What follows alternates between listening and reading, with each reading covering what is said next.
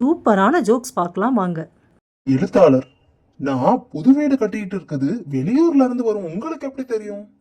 நண்பர், அதான் இப்ப நீங்க எழுதி வர்ற கதைகள் எல்லாம் கொத்தனாரு, சித்தாளு, மேஸ்திரி, பெயிண்டர் இப்படி கதாபாத்திரங்களை உலாவ விடுறீங்களே.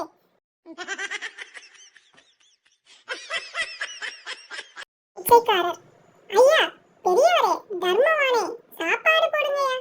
ஒருவர், ஏன்பா நான் சமைக்கிறது ஊரெல்லாம் தெரியுமா?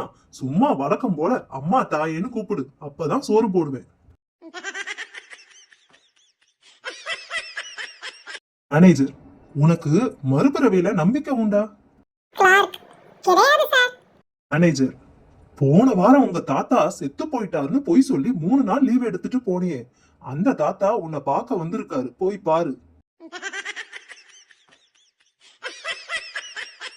ஒருவர், அட பாவி, பையனை கடத்தி கொண்டு போய் வச்சுக்கிட்டு நேற்று 2 லட்சம் ரூபாய் கேட்ட, இன்னைக்கு 3 லட்சம் ரூபாய் கேக்குறியே.